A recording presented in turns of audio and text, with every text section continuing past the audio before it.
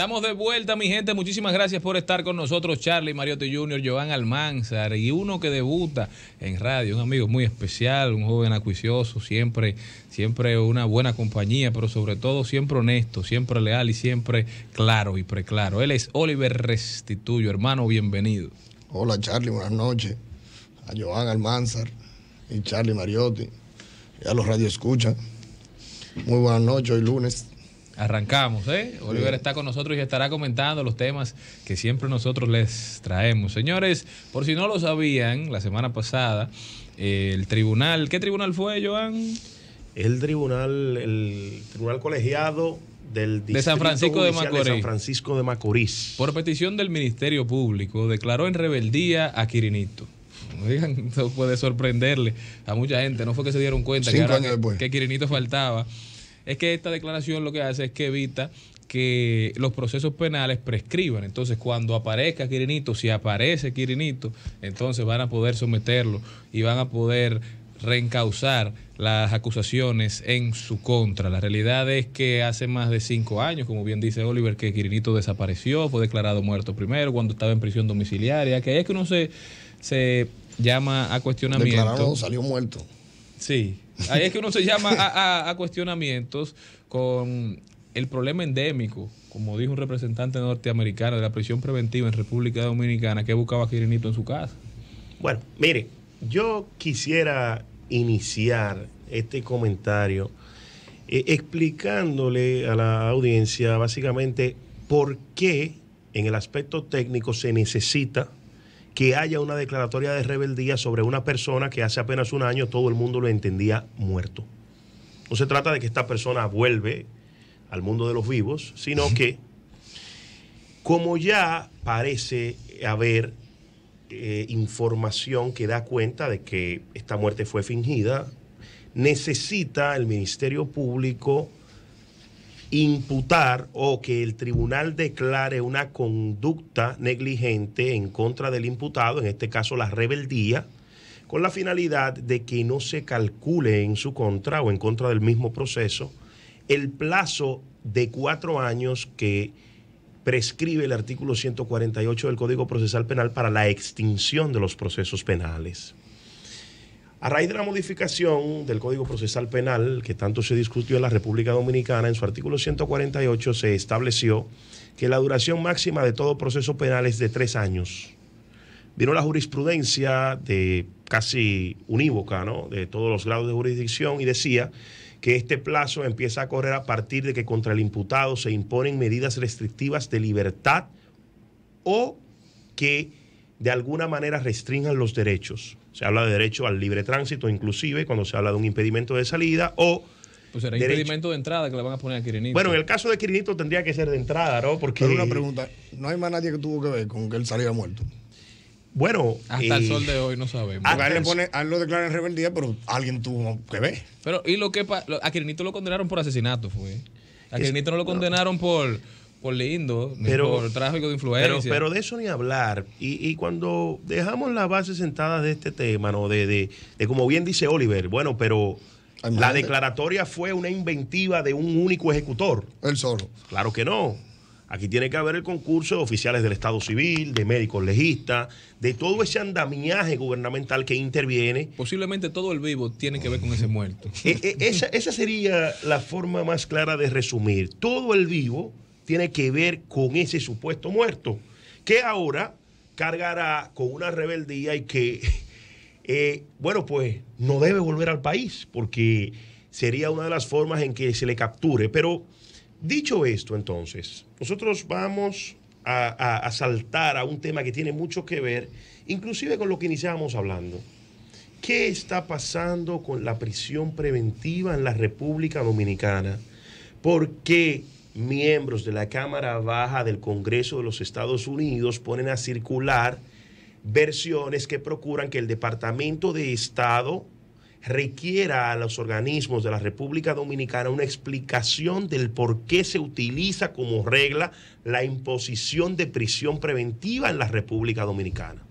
Y esto nos obliga a ir al catálogo de medidas de coerción contenido en el Código Procesal Penal, que son 7. Y la privación de libertad es la última. y la más excepcional de todas, porque no fue concebida como una regla, no ha sido concebida como una pena anticipada, ha sido concebida como medida de carácter extra excepcional solamente cuando alguna de las otras o ambas o varias de ellas combinadas, no garanticen la presencia del imputado en los actos del procedimiento. Pero mire qué ha pasado. Y es un tema de muchas aristas, y perdón que te interrumpa, Joan, porque así como bien establece, es la más extrema, no es la regla, al contrario, debe ser la excepción, pero también tiene mucho que ver no solamente con lo que mencionaba este señor, el presidente del Comité de Asuntos Exteriores de la Cámara de Representantes norteamericana, don Michael McO, tiene mucho que ver también con la no aprobación del Código Penal y la aprobación del Código Procesal Penal, uno de hace casi 200 años y otro de casi 20 años. Entonces, a raíz de la falta de, digamos, de herramientas del Ministerio Público, del sistema judicial dominicano para perseguir a los criminales, a los delincuentes, han empezado a utilizar esta modalidad de prisión preventiva como una pena anticipada, como una condena para cumplir con las expectativas de la ciudadanía cuando no pueden instrumentar un expediente, digamos, que pueda cumplir el fin de que una persona que ellos entienden culpable cumpla condena. Lo que pasa, don Charlie, es que cuando usted estudia el catálogo de las medidas de coerción en la República Dominicana y los, digamos, supuestos que se deben verificar para su imposición o no, la primera de todas las condiciones que se debe reunir es aquello que habla del arraigo económico, social, familiar. Bueno, bastaría con que una persona que no haya sido declarada sea atrapado en una redada, el Ministerio Público, que no debe ser la costumbre, le impute un hecho, un robo, le impute cualquier delito, ¿no?, de bagatela, y cuando este ciudadano se le presente al juez, entonces se diga que esa persona no cumple con los requerimientos del Código Procesal Penal para gozar de una medida de coerción distinta a la prisión preventiva, porque es la única forma de que este señor, estando en un recinto carcelario, entonces pueda asistir a los actos del procedimiento. Pero ahora vamos a la otra cara de la moneda. Cuando se habla de raigambre social, económico, familiar, entonces, ¿quiénes suelen tener estas condiciones reunidas? Las personas que tienen un patrimonio. Obviamente que personas acusadas de delitos mucho más graves han acumulado un patrimonio. Tienen familias, tienen fuentes de ingresos, tienen bienes materiales, tangibles e intangibles. Y cuando esto entonces se revisa, obviamente que el juez muy fácilmente, a menos que no se le indilgue otra conducta también, como interferir en la investigación, como obstaculizar o amenazar, amedrentar para evitar que se recojan medios de prueba, amenazar testigos. Hay una serie de circunstancias que se toman en cuenta. Yo tengo entendido, no tengo el dato, pero que el porcentaje de presos preventivos es bastante alto. No, el 70% es bastante alto, ¿no? De 26.000 presos que hay en el sistema penitenciario dominicano, más de 15.000 son preventivos. ¿Tú me estás entendiendo? Sí, sí. Más de 15.000 son preventivos. Eso es una cosa absurda. ¿Y qué es lo que ha pasado? Que muchos de esos entran en prisión preventiva, entonces luego entran en un limbo, no pueden salir, se les violentan los derechos, no lo llevan a la audiencia. Muchos de ellos no llegan a la audiencia porque se esconden en las cárceles dominicanas, que son antros de perdición, esa es la realidad, en vez de lugares para reinsertarse en la sociedad. Entonces son escuelas de delincuentes y algunos prefieren vivir ahí por la subcultura, el submundo que se desarrolla. Que viven mejor ahí. Claro, viven mejor que fuera, lamentablemente, aunque mucha gente no lo crea. Entonces, por eso es que el señor Blinken establece que aquí hay un problema endémico de prisión preventiva, porque hay 12 ciudadanos norteamericanos que guardan prisión y de esos 12, 9 están de manera preventiva, que esa es su principal preocupación, los ciudadanos norteamericanos. Pero entonces le da fuerza a la carta y nos hace quedar muy mal ante la comunidad internacional cuando habla de que el 70% de todos los presos del sistema penitenciario dominicano son preventivos. Eso es algo que llama la atención de una manera preocupante. Cuando sale a buscar las pruebas, señor Mariotti, el sistema, en vez de contradecirle, le sustenta. Y es penoso que se den esas prácticas. Y como la génesis del tema, pero entonces Quirinito no estaba en prisión preventiva. Quirinito está, ¿dónde está la Quirinito? Bueno, fueron las muchachas estas de que tuvo el problema con el chino.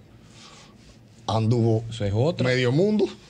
Esa mujer. Quirinito debe estar abajo una mata por ahí. La daban por muerta, la daban. La gente y no tenía la misma posibilidad económica, obviamente. Uno no sabe dónde salió ese dinero. Tampoco nos han dado datos de lo que pasó con esa muchacha, cómo fue que salió del país. Tú sabes lo mucho que revisan un pasaporte, hermano. El pasaporte es mío, de mi propiedad, que me lo dio la embajada norteamericana, sellado y firmado por ellos mi visa, ¿verdad? Luego que me dieron el pasaporte aquí. Cuando yo llego a migración, lo revisan 7 veces. Me hacen poner toda la huella dactilar de la bolita del mundo. Me le preguntan a mi acompañante que cómo yo me llamo, que quién soy yo. ¿Y cómo que salen tan fácil? Quizá no fue tan fácil. Bueno, llegó lejos, líder. No fue un país nada más, no fue que estaba en Colombia. De Colombia fue a Brasil, creo que entiendo. Terminó en los Emiratos Árabes. Todo es posible.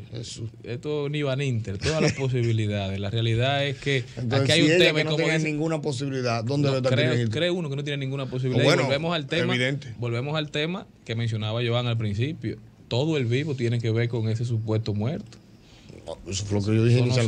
Eso no se logra por voluntad propia. Otra cosa, señor Mariotti, que no se logra entender es lo acaecido hace unos días en San Pedro de Macorís. ¿Qué pasó? Bueno, cuando una especie de convoy, ¿no?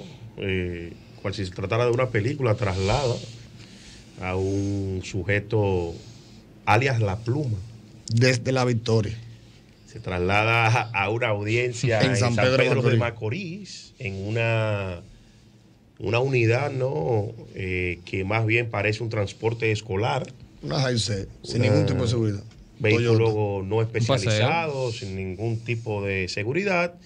Y cuando se encuentran en una carretera, en un tramo de la carretera, ¿no? Donde se ven los matorrales, pues parece que un convoy real les intercepta y logran liberar a una persona que está bajo la custodia del sistema penitenciario de la República Dominicana. Y esa persona, acusado de un homicidio cuádruple. No se trata de una persona que estafó a alguien, que robó para comer, no.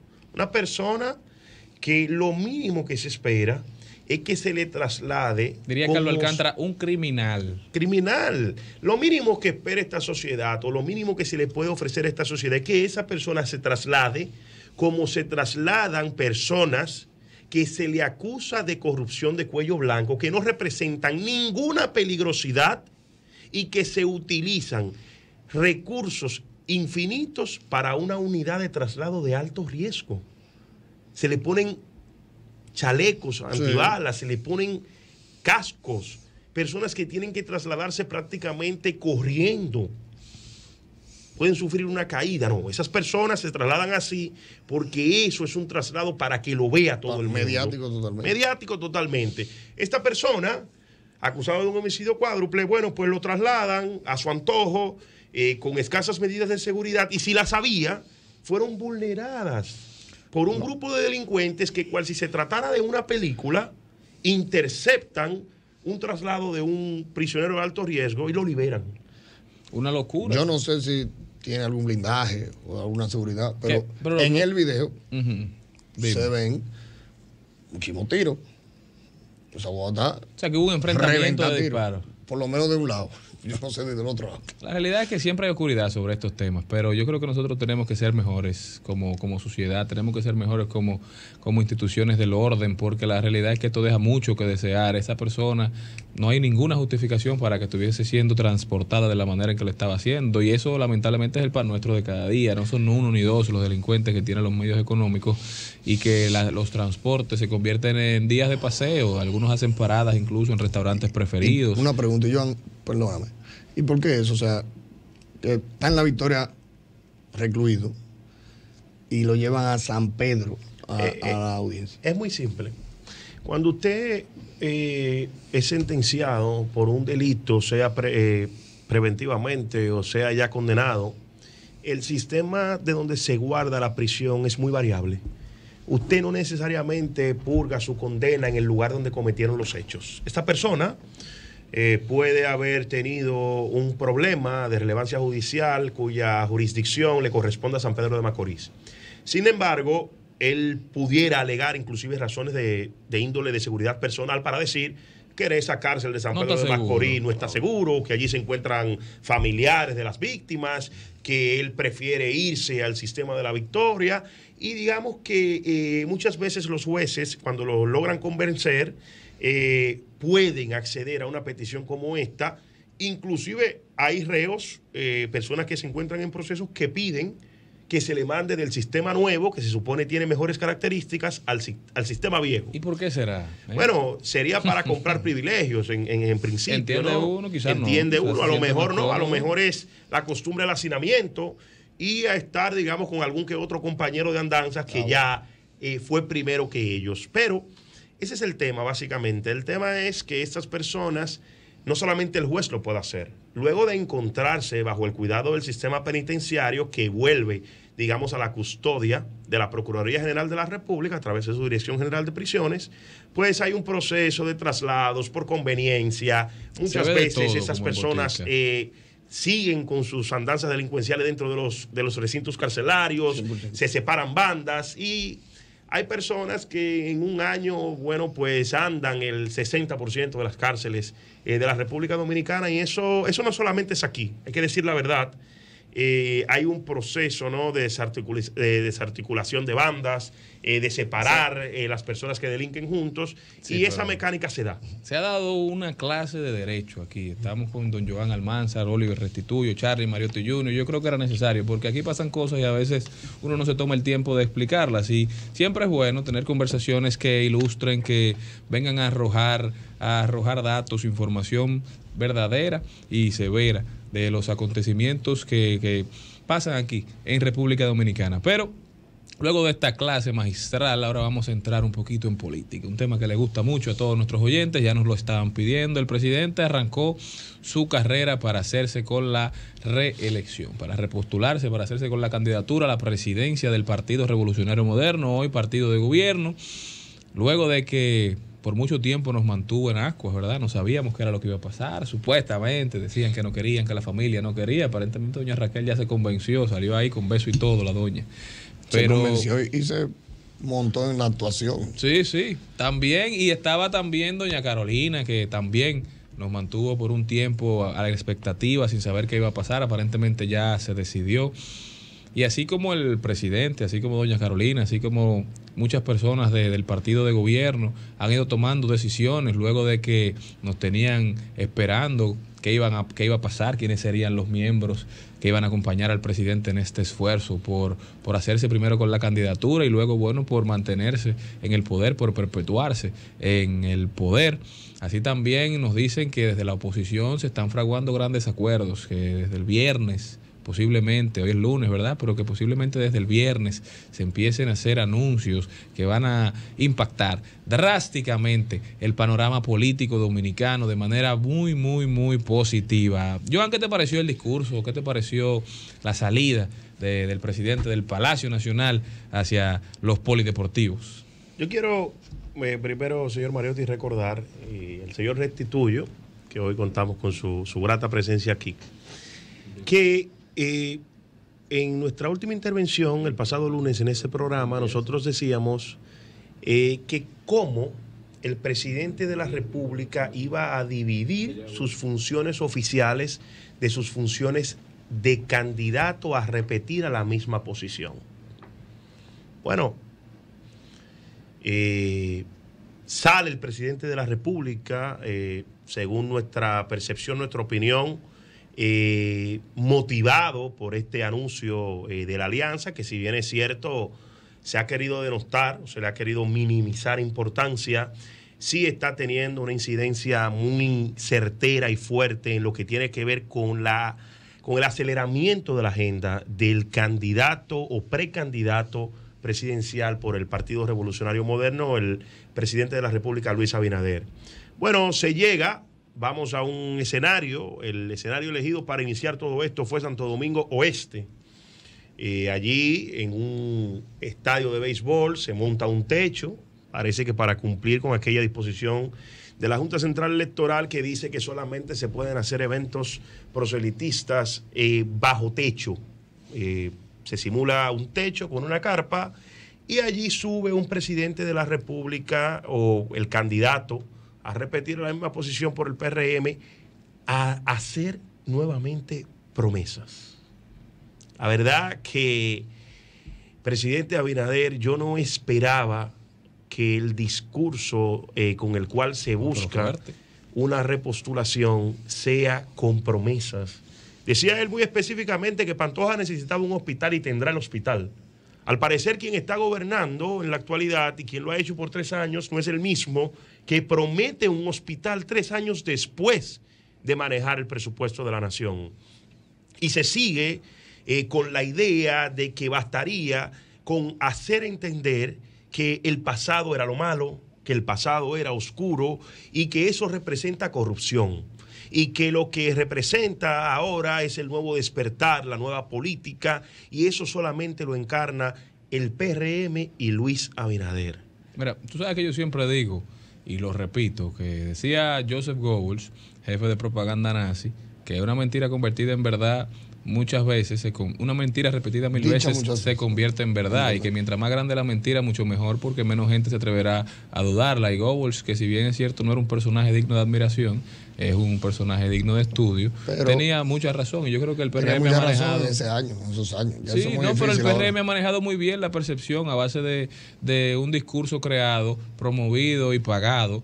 Y yo creo que por mucho tiempo engañaron a muchas personas, pero la realidad es que República Dominicana despertó y nos estamos dando cuenta el precio y el costo que tiene la ineficiencia, la falta de resultados, la incapacidad que han demostrado la mayoría de los funcionarios. Lamentablemente, yo creo que este pueblo las cosas cuestan demasiado para las conquistas que hemos adquirido a través de los años, irlas perdiendo en unos meses. Es como dice Joan, pareciera que no fuera la misma persona que está gobernando la que está prometiendo, porque cuando se tienen las intenciones de un gobierno, abre el presupuesto. Y aquí la realidad es que no estamos viendo la ejecución presupuestaria que este país amerita. Eso fue lo que más me llamó la atención a mí también. ¿Y a usted qué le pareció el discurso? Bueno, lo que pasó, lo que tú hablas del Goebbels. Goebbels, sí. Eso funcionó en aquella época, de la época nazi. Pero mira, por ejemplo, lo que está sucediendo ahora, que el señor presidente de la República habló en su momento, cuando fue candidato, de que el presidente tenía que tomar una licencia. Y el presidente de ese momento dijo que la ley no lo obliga. Y él insistió en que éticamente tenía que hacerlo. Y esta vez, ahora, él siendo ya presidente, le tuvo la misma pregunta y respondió exactamente lo mismo. Pero no solamente... A lo que me quiero referir con eso es que ya no es así, que muchas veces tú digas una mentira, la vas a tener que creer, porque ya hay muchas herramientas, el acceso a la información es demasiado amplio. O sea, ya esa teoría de ese señor, ya eso no funciona. Las técnicas se van agotando, y ciertamente que vivimos en una sociedad con mucha más información, vivimos en una sociedad más despierta, más alerta, más pendiente, una sociedad que tiene un método de socializar, valga, digamos, la redundancia, a través de las redes, donde pudieran confrontar ideas muy perfectamente un intelectual con una persona que pura y simplemente le puede llamar la atención un tema, o le pudo llamar la atención el post de una foto sobre un tema. Más nada. Y él entra a ese post a única y exclusivamente negarlo todo.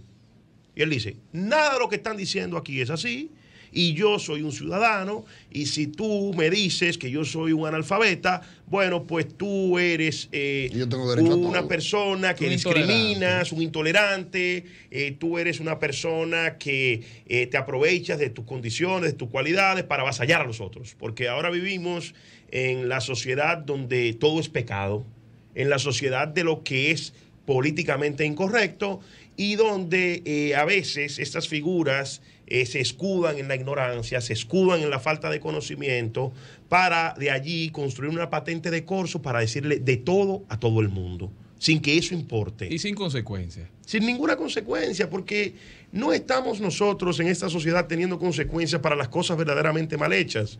Imagínese usted si vamos a tener consecuencias para que una persona sin ningún conocimiento de causa pues ofenda y maltrate a alguien que tiene una trayectoria, digamos, opinando sobre política, opinando sobre temas jurídicos o sobre cualquier otro tema que se le pueda aportar a esta sociedad para que cada día, que creo que es el propósito de los blancos, de los morados, de los verdes, de cualquier color, sin importar la bandería, creo que el propósito común, tanto de la clase política como empresarial y social de la República Dominicana, debe ser la mejoría de las condiciones de sus ciudadanos. Y la realidad es que un ejemplo del que conversamos con cierta reincidencia es si yo le envío un documento, un artículo al dueño de un periódico tradicional y ese dueño de periódico no me lo publica, ¿me está violentando mi libertad de expresión, mi derecho a la libre expresión?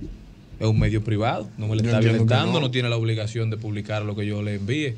Esa misma conversación la extrapolamos a las redes sociales, que creo que es la conversación en términos regulatorios que tenemos que empezar a tener la forma. ¿Qué son realmente? ¿Son un foro público? ¿Son propiedad privada? Creo que Elon Musk con Twitter demostró que las redes sociales, aunque parezcan un foro público al que todos debemos tener acceso, son propiedad privada porque la pudo comprar, porque tenía el dinero suficiente y ha podido hacer todos los cambios que le han venido en gana, y si quisiera, incluso puede cerrarla. Por eso puede decidir quién participa y quién no. Entonces, usted debe estar en la capacidad, en la libertad de publicar todo lo que entienda, sin importarle el daño que eso pueda lograr, que es el daño que eso puede hacerle a diferentes entidades, a diferentes instituciones. Un tuit del mismo Elon Musk en algún momento hizo a compañías perder millones de dólares. Entonces, sí, para eso no hay consecuencias. Yo creo que el mundo de hoy... un artículo hacia...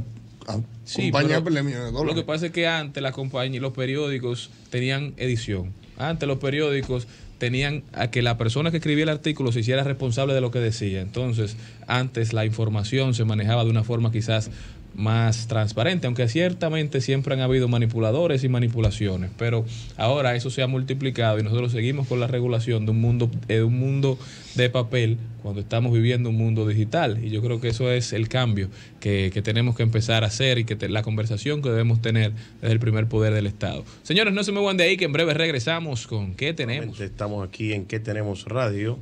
Para continuar con este conversatorio entre amigos que procura informar al pueblo dominicano sobre lo que ha acontecido, lo que nosotros esperamos que vaya a acontecer y en definitiva, señor Restituyo, decirle al pueblo dominicano qué tenemos a través de múltiples noticias que entendemos nosotros son del necesario conocimiento de todo ciudadano. Continuamos nosotros hablando básicamente de la agenda de la política dominicana en la última semana. El presidente de la República bastante activo. En el día de hoy se hace la segunda entrega de La Semanal. La Semanal. Un programa cuya idea, concepción y puesta en ejecución... Viene siendo como Luis Abinader Semanal. Sí, eso dicen las personas, de que se trata de Luis Abinader Semanal. Parece una abreviatura del primer nombre y el primer apellido del presidente, y ahora queremos nosotros decir que esto ha sido la más bella casualidad de todas, sí, que esto tomó 3 años de gobierno, su concepción, puesta en ejecución y entrega, y la idea llegó precisamente en la campaña electoral. La primera semana el presidente de la República como tema obligado se refirió a la tormenta Franklin. Hoy se refería a las estadísticas policiales. Debemos recordar que hace ya una docena de lunes, día más, día menos, que el presidente de la República a las 10 de la mañana se presenta al Palacio Nacional de la Policía para repasar con la plana mayor de dicha institución lo que hay, qué se va haciendo, cómo van los indicadores y qué se tiene que hacer para que definitivamente el pueblo dominicano pueda tener un respiro de esta ola delincuencial que le azota. Y de ahí el presidente se retira, y sigue con sus compromisos. Cuando termina, entonces aparece en La Semanal. Bueno, pero perdóname ahí, parece que lo que yo entendí como un error del presidente Abinader de encargarse de ir todos los lunes al Palacio de la Policía, como un tema que yo lo veo como populista, porque, bueno, no hay jefe de la policía, nadie tiene cómo resolver eso. empezó yendo allá, creo que debe tener como 2 meses. Acaban de suceder algunas cosas, como los 4 muertos, todo eso que ha sucedido. Entonces parece que ya lo entendió porque hoy no dio la rueda de prensa. Entonces cuando tú vas todos los lunes, ya ahora se te pega a ti. Sí, porque si tú vas todos los lunes allá. Definitivamente que muchas veces se sale a buscar ventajas, se sale a buscar el favor, se sale a cumplir con una función. Hay que decir que si bien es cierto, no es su función natural la de ir a dirigir, ¿no?, la política criminal conjuntamente con la plana mayor de la Policía Nacional, pues él es el comandante en jefe de las Fuerzas Armadas y de la Policía Nacional, pero ¿por qué salir a invadir una función que se supone que un funcionario de su entera confianza, en este caso una autoridad policial, está ejerciendo? Hay un ministerio de Interior y Policía que está encabezado y dirigido por una persona también de la total confianza del presidente de la República, que no son puestos que se dan al azar. Allí se ponen personas de su entera confianza, personas que despachan constantemente con los presidentes de la República y que representan sobre todo al Poder Ejecutivo. Oliver, yo creo que es momento ya propicio para decir, bueno, ¿qué tenemos? ¿Qué esperamos de esta semana, del acontecer noticioso? Y siguiendo en el ámbito de la política, hay muchas personas, según se comenta, que quedarán con el moño hecho. Yo decía aquí que pelear con esa alianza es pelear con 2 colosos de la política latinoamericana, y sin miedo a equivocarme lo digo. Me refiero al presidente del PLD y, cómo no, al doctor Leonel Fernández, presidente de la Fuerza del Pueblo, quienes han ideado una serie de estrategias, y aquí se ha hablado de todo. Se dijo en un momento determinado que era una alianza vacía, que no incluía las grandes plazas. Pues a esos que dormían en esas esperanzas, tenemos nosotros, lamentablemente para ellos, que decirles que ya están muy avanzadas las conversaciones para el acuerdo en las grandes plazas. Ya están avanzadas, ya se siguen haciendo mediciones y se va a saber en los próximos días qué partido encabezará la alianza en los lugares donde están la mayor cantidad de votos en la República Dominicana. ¿Qué le parece a usted, señor Restituyo, eso? Bueno, Joan, subestimar esos 2 líderes es como tú subestimar a los Yankees de Nueva York. 26 años campeones, 20 años ganando elecciones, sea lo que puedan hablar, lo que puedan decir, lo que ha sucedido, el cansancio, pero son 2 líderes que son los MVP de ganar elecciones en este país. Lo que sea que salga de ahí va a ser bien. Hoy tuvo el presidente Medina en Santo Domingo Este, muy concurrido, en una asamblea de dirigentes con el candidato del PLD, Luis Alberto. Y pues, lo que vi ahí, que me imagino que saldrá mañana, fue muy concurrida y muy buena.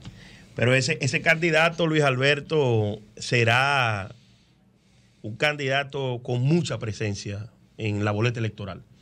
Es uno de los lugares también donde se está esperando el anuncio oficial de qué candidato llevará la alianza. Y las encuestas son claras. En Santo Domingo Este, tanto la ex senadora de la República, Cristina Lizardo, cuenta con el favor popular en todos los escenarios, como Luis Alberto también se presenta como candidato a vencer a la alcaldía municipal de Santo Domingo Este. Es así. Eso y más son las cosas que esperamos que pasen en esta semana. Evidentemente que el escenario se va recomponiendo. Tenemos fechas fatales en las últimas 2 semanas de octubre que obligarán no solamente a que se realicen los sistemas de escogencia internos de los candidatos, sino a que ya la política tome su rumbo y siga su agitado curso. No, ya entramos en esto. El 1 de octubre no del PRM.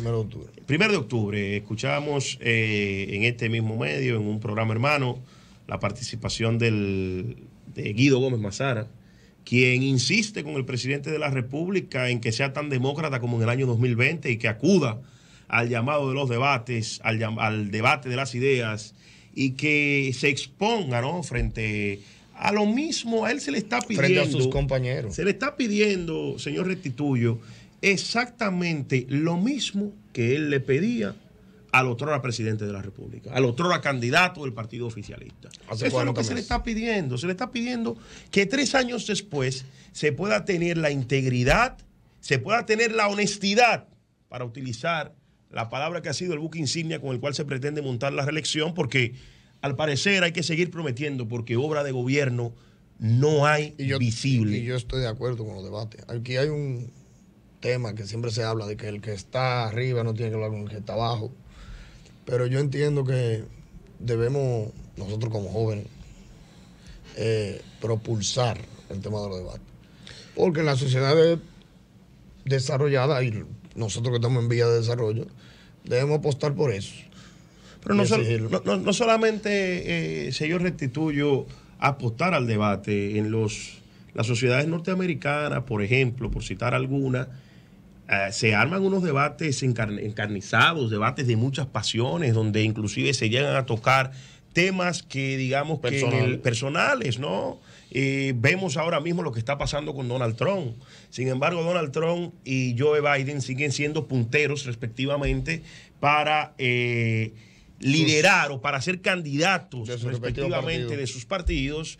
Y yo soy de los que cree, y ahora quiero conectar esto con lo que hablamos de la prisión preventiva. Imagínese, Oliver, que el presidente Donald Trump haya sido requerido en múltiples jurisdicciones aquí. Por decir de una forma, no se da lo mismo, porque allá es un estado federal, aquí es un estado, digamos, una república. Por vía de consecuencia, el sistema es único. Pero si el presidente Donald Trump estuviera en la República Dominicana a la primera entrega, pues preso. Ya no sale. Sí. Tuviera un gallo de prisión preventiva, tuviera que ir a un recinto, y yo creo que Donald Trump nos tiene muy acostumbrados, ¿no?, a usar la adversidad para sobreponerse a ella. Por eso la foto. Y anda ahora en una gira de medios, no paga, sino promovida por el morbo de que un candidato que se vislumbra puede ser ganador de las elecciones, pues esté siendo perseguido judicialmente. ¿Con fundamentos o no? Ese trabajo es de los organismos judiciales, no es nuestro. Ahora, la verdad que es un tipo que sabe de marketing. ¿Tuviste la foto de cuando lo hacen preso ahí? Pagar una fianza de $200,000, eso fue lo que él hizo en la última vez. Él paga una fianza de $2,000, se tira una foto muy jocosa. Mundial, y se anuncia horas después que solamente en serigrafía de polochés esta imagen ha recolectado más de $8 millones.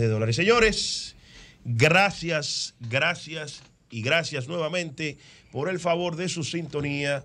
Estuvimos con ustedes Oliver Restituyo, Charlie Mariotti Jr., que tuvo que salir a cumplir con compromisos previamente pactados, con nuestro hermano y amigo Cristian Morel, que sigue trabajando por lograr su candidatura, y estuvieron con ustedes aquí un servidor también, Joan Almanzar, hablando sobre lo que ha pasado, cómo lo podemos expresar y cómo podemos interpretarlo de cara a los días venideros. Buenas noches y muchas gracias. La voz. Sol 106.5, con la mayor variedad de contenido, información, entretenimiento e interacción en una sola estación. Cobertura total, disponible para ti en la radio y en las plataformas digitales. Somos Sol 106.5, la más interactiva.